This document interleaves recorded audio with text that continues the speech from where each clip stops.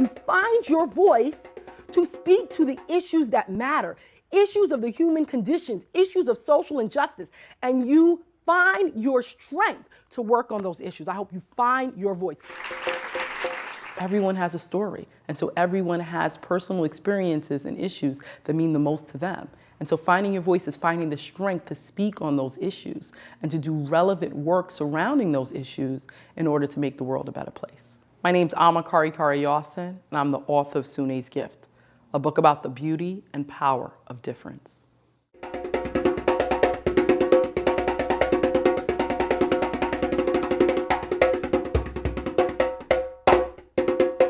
In the beginning, the world was not as it is today.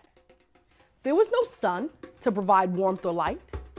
There was no earth from which fruits, vegetables, or flowers could grow. There was no water to quench the thirst of the living. And there was no wind to transport seeds or provide a refreshing breeze. The creator, Niami, had become bored with the barren world. So in an instant, and with just a thought, Niami brought forth the sun, earth, water, and wind.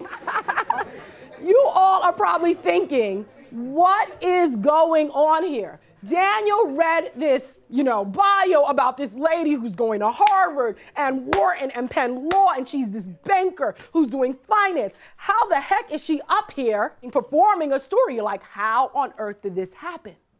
And it happened because of the theme, finding your voice. Now, what was my aha moment that I sort of found my voice? I was revising my resume to reflect this new career.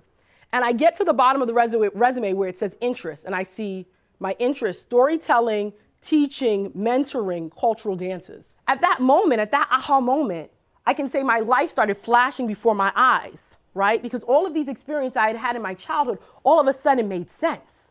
When I was 7 years old, like Sune, I lost my hair.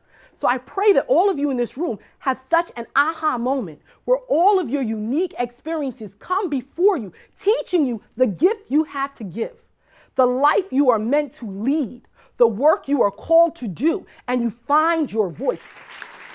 Miles Tales is a publishing and education consulting firm. We engage in motivational workshops about finding one's voice, finding one's ability to speak truthfully in all situations, all with that same empowering message. So in doing my presentations, I think that one of the most meaningful moments for me, or most meaningful presentations and workshops that I did, was doing it for the Albert G. Oliver program. When I was 12, 13 years old, a guidance counselor at my school nominated me for this special program, the Albert G. Oliver Scholars Program. This program takes gifted Latin American and African American students in New York City and provides them with opportunities to go to prep schools.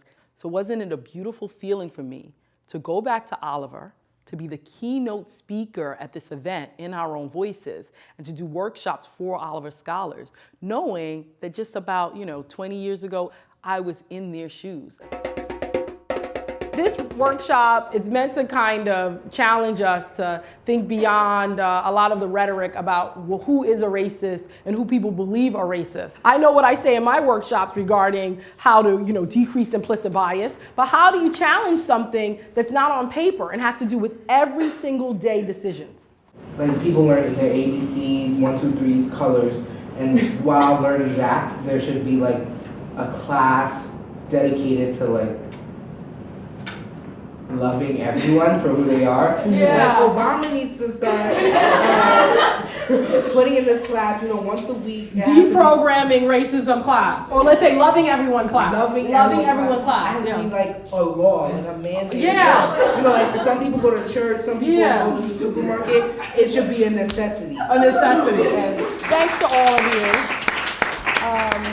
This was a pretty heavy topic, and I appreciate all of you for being really fabulous participants. And I just hope that we're able to make a change in people's minds, because I think our lives depend on it. So I don't think we can go anywhere unless we are attacking these thoughts in our mind head on. And thank you for all of your ideas with respect to doing so.